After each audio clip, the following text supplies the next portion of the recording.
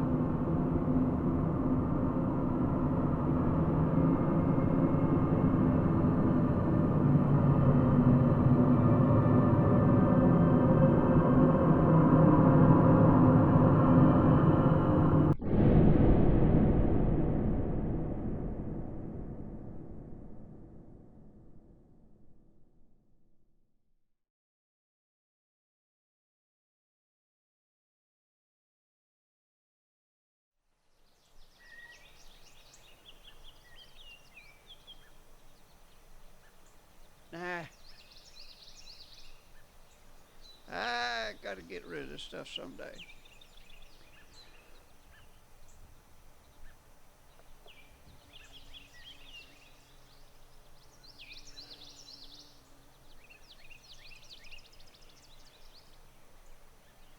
How are you today, Mr. Graves?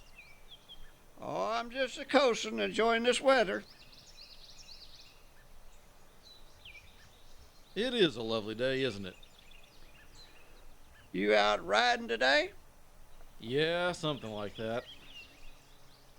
Actually, I'm off to spend the night at the old Ellington place. By doggies, you better be careful. There's boogers in there. So I've heard.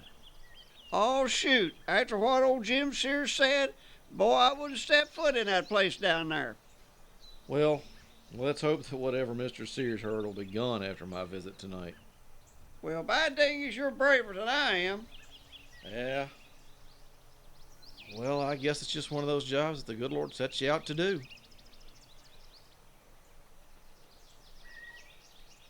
Say, this is the right way to the old place, isn't it? Yes, sir. Just follow the path around the hillside there, and it'll be setting over on the right. You can't miss it. Thank you, sir. Now, I expect I'll be seeing you at the next church meeting come Sunday, right? Well, by crackers, I probably ought to go.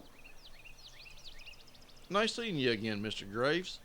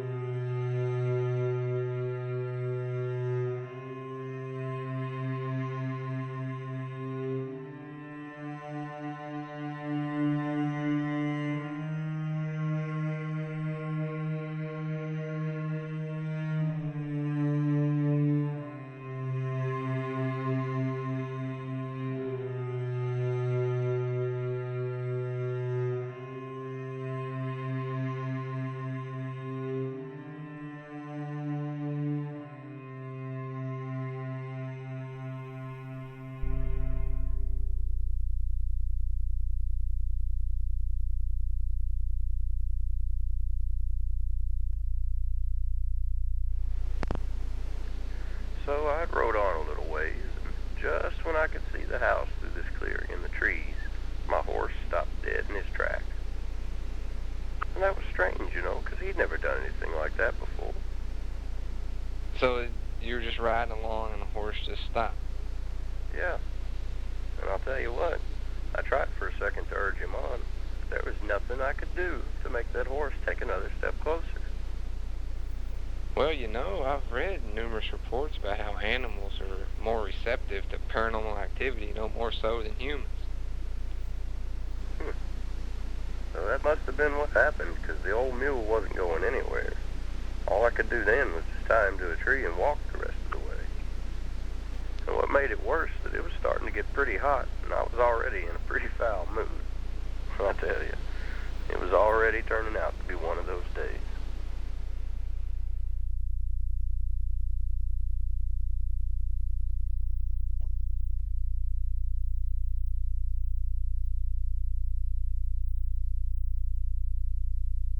Nag.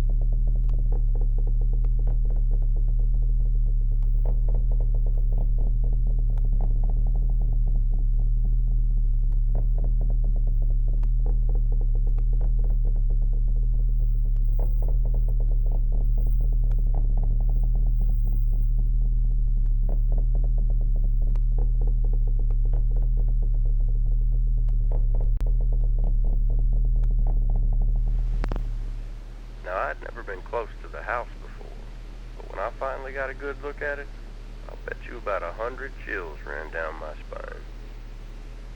I mean, just looking at the outside of this place, you could tell there was just something not right about it. So at first I was a little worried, you know, and I kind of debated on whether or not I should even step foot in the place. But I knew I had to be brave, so I just whispered a few prayers in my mind, and that, you could say, gave me the strength to carry on.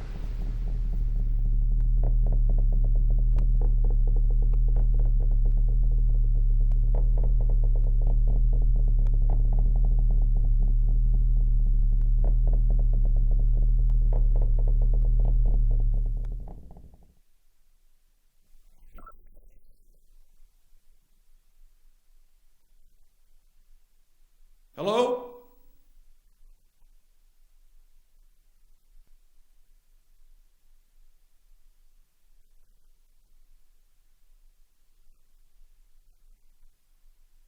Is anybody here?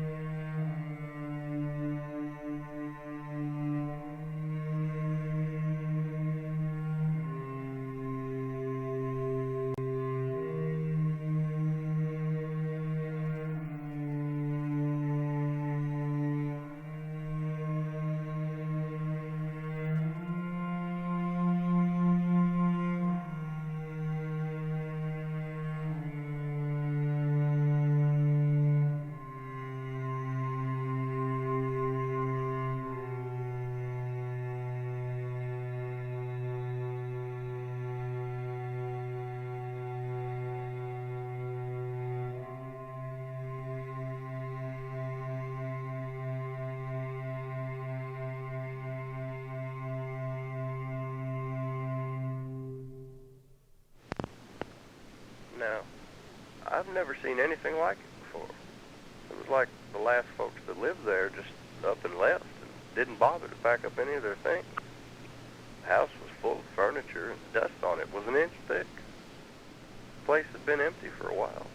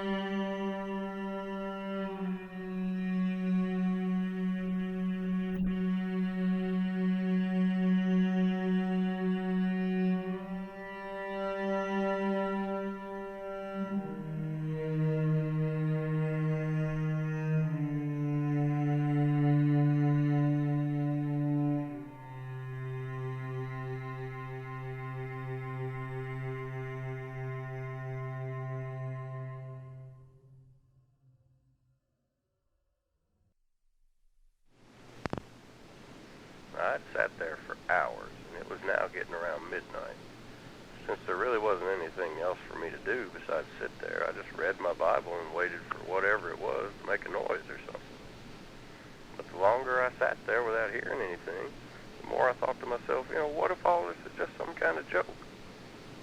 But buddy, no sooner than those thoughts crossed my mind, something started up in the cellar. Sounded like something was just walking back and forth.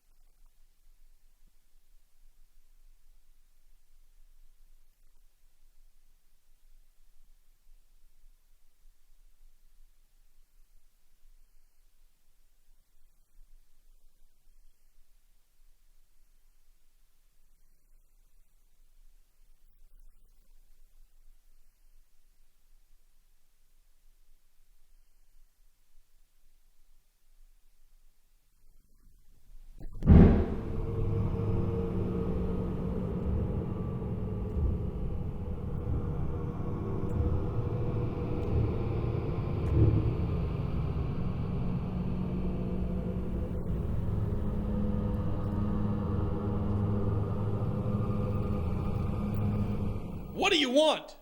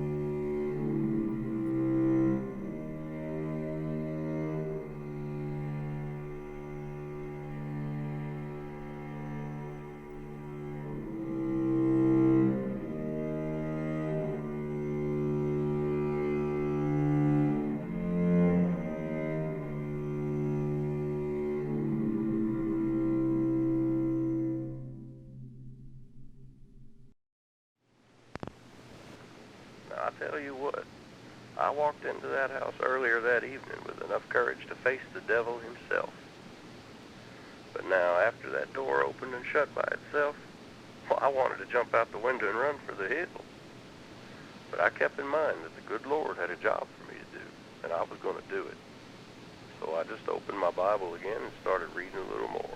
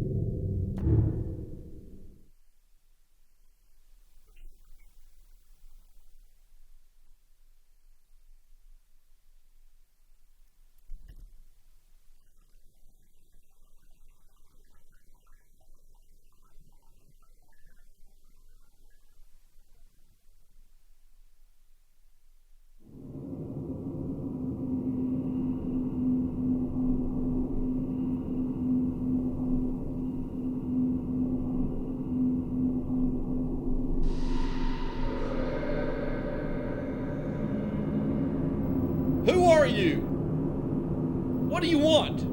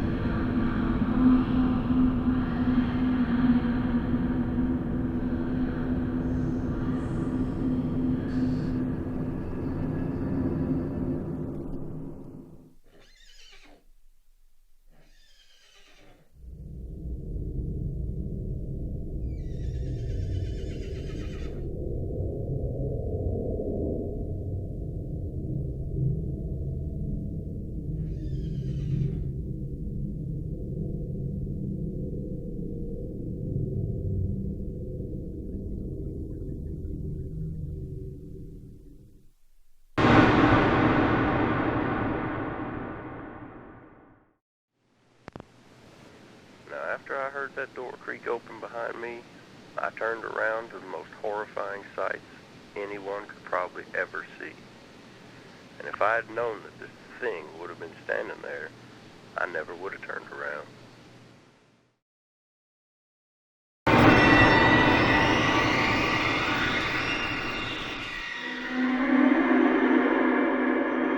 Stay away from me.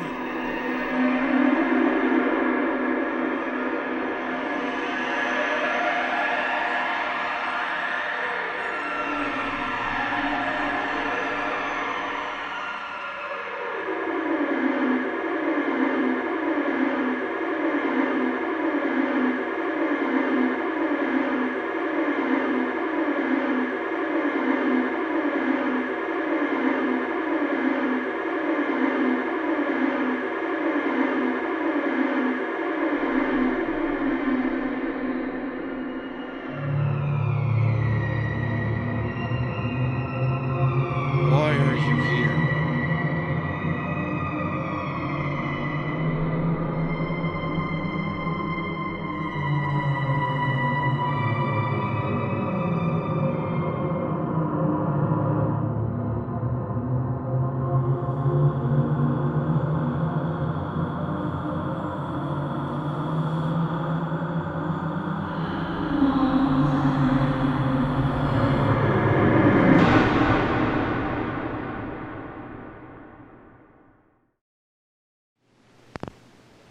All I could do was just stand there, horrified, as this rotten corpse of a young girl explained to me what had happened to her. She told me that long ago her lover had killed her for her money and buried her in the cellar. Now, the reason she couldn't rest, she said, was because he was never caught and because her bones were never buried properly. She told me that if I could give her a good Christian burial and find the man who had killed her, that she'd give the money she had hidden to my church. She said that if I could help her to return once more, and I would hear her voice around midnight, and she'd tell me where she hid the money. Now, I didn't really bother asking any questions, because I think I was a little too scared. I mean, I just stood there because I couldn't say anything, and just like that, she let go of my arm and kind of swayed back towards the cellar door and disappeared.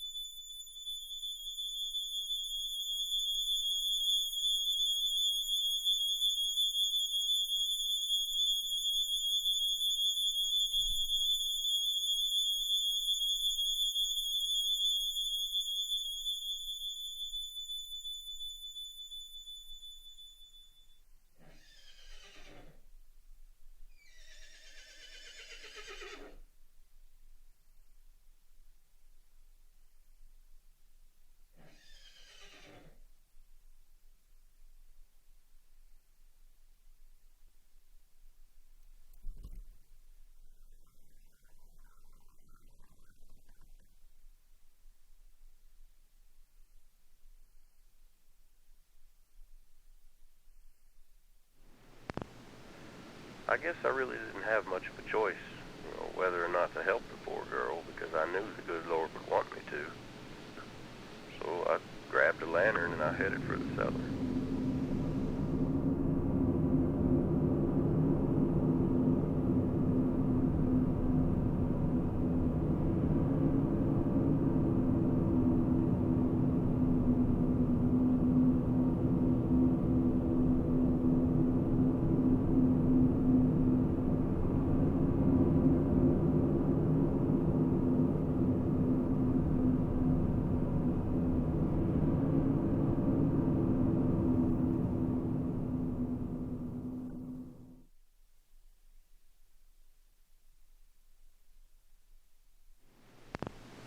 Just like she had told me, I found the remains of the girl's body buried in the cellar. I guess it must have happened a long time ago, because there really wasn't much left of her by then.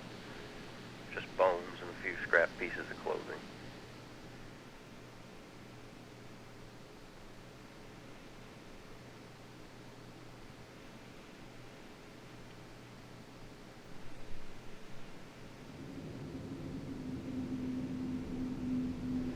Well, I guess you could say I felt sorry for her, because everybody deserves to rest.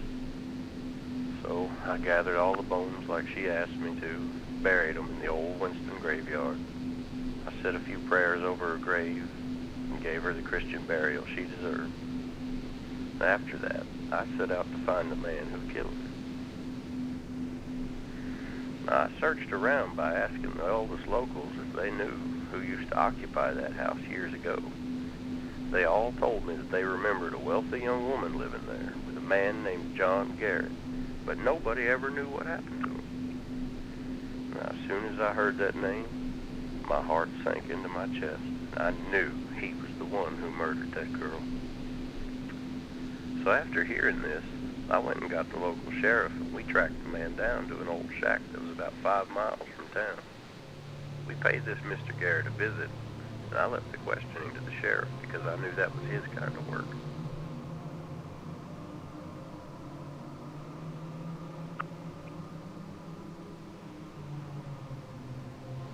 He started off asking him how long he'd been living in that old place, but you know what? As soon as we mentioned finding the girl's bones in the cellar, the man broke down into hysteria and confessed.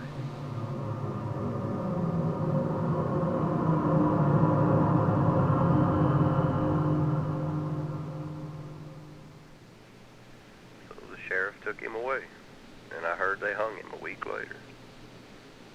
After that, I returned to the house again to complete my task.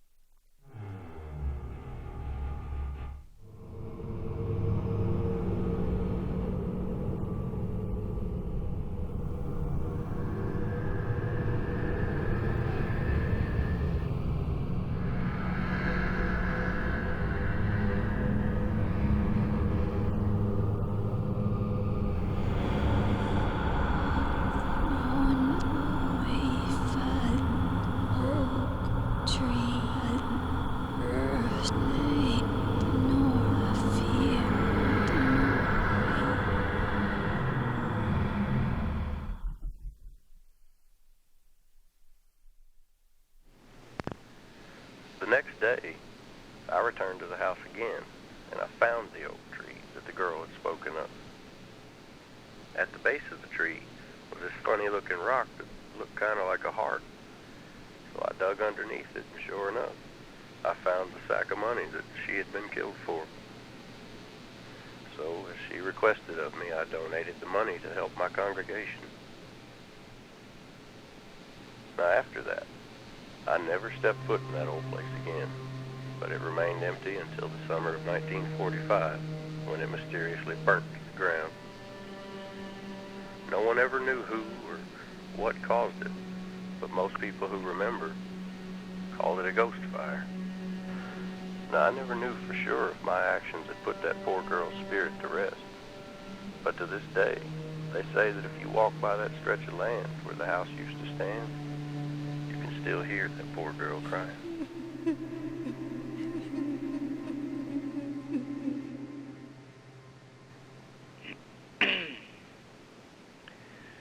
Well, thank you for your time, Mr. Howell. That was an incredible story.